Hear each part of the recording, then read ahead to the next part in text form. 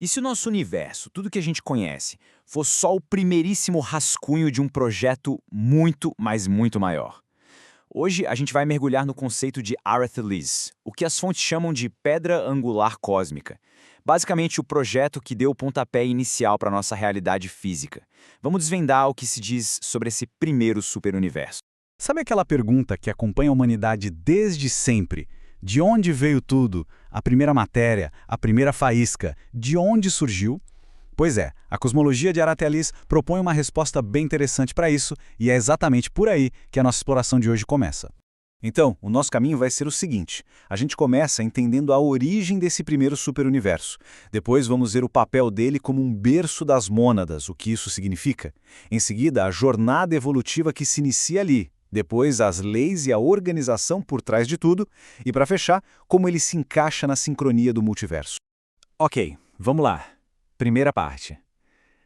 Para a gente conseguir entender o que era a Teles, a gente precisa voltar bem lá para o ponto zero mesmo, para o comecinho de toda a criação. No centro de absolutamente tudo, as fontes que a gente estuda apontam para uma coisa chamada Avona Shantar. Pensa nisso como se fosse o motor criativo do cosmos, o coração pulsante de onde toda, mas toda a energia e o potencial do multiverso nascem. É a fonte primordial. E aí, dessa fonte de pura energia, surge a primeira manifestação, Aratelys. É a primeira vez que essa energia pura se condensa, se transforma em algum material físico e começa a orbitar esse centro. É aqui que a evolução, do jeito que a gente entende, dá o seu primeiro passo. E a escala de tempo aqui é uma coisa de louco. A Teles não foi criado junto com os outros superuniversos, não. Ele teve uma vantagem, uma dianteira, de 100 milhões de anos. Isso já mostra o papel único dele, né? Quase como se fosse um protótipo, o primeiro modelo para tudo que viria depois. Essa citação aqui das fontes resume a ideia de um jeito perfeito. Uma pedra angular numa construção é a primeira pedra que a gente coloca. É a peça fundamental que alinha e sustenta toda a estrutura. E seria exatamente esse o papel de Aratelys para o cosmos físico. Mas a história não para por aí. Aratelys seria muito mais do que só matéria. Teria um propósito bem específico, servir como a primeira grande escola para a consciência. Vamos ver como é que isso funcionaria. E quando a gente fala em escola, a escala é astronômica. Estamos falando de bilhões. Bilhões de mônadas, que são descritas como unidades individuais de consciência. Não é uma turminha de formandos, não. É um berçário cósmico numa escala que a nossa mente mal consegue conceber. E esses bilhões de consciências não estavam lá à toa, claro. Aratelys funcionaria como um tipo de laboratório cósmico com 3 objetivos bem claros. Primeiro, aprender a cocriar. Segundo, consolidar a experiência de ser um indivíduo. E terceiro, que é fundamental, aprender a densificar a energia para formar matéria. Foi literalmente o primeiro passo da consciência em direção ao mundo físico. Só que esse processo de aprendizado não era o fim da linha. Aratelys foi desenhado para ser o ponto de partida de uma jornada muito maior. Então, vamos passar para a próxima fase e ver como isso se desenrola.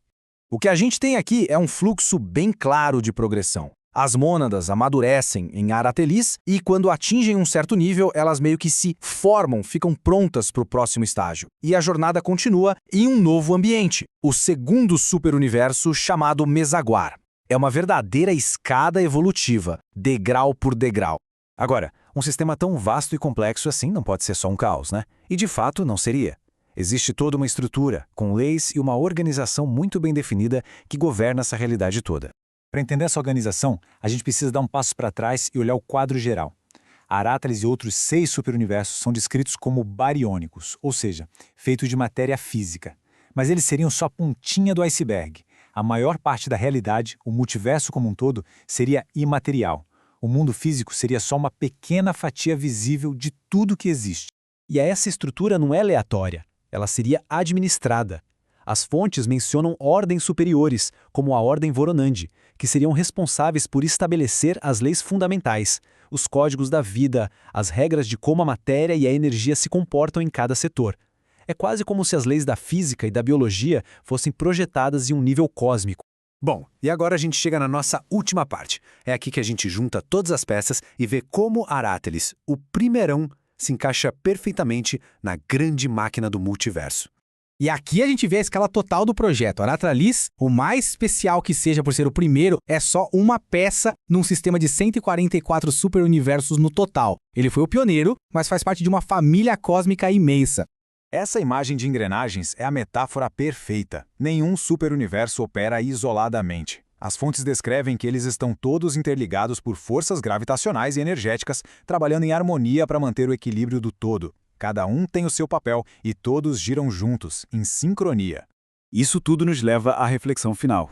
A gente explorou a origem, o propósito e a estrutura de Aratelis, o primeiro passo na manifestação física. Mas isso acaba abrindo uma porta para uma questão ainda maior. Se tudo isso aconteceu no primeiro superuniverso, o que será que existe nos outros 143? Que maravilhas, que formas de vida e que lições podem existir por aí? A jornada do conhecimento cósmico parece que está só começando.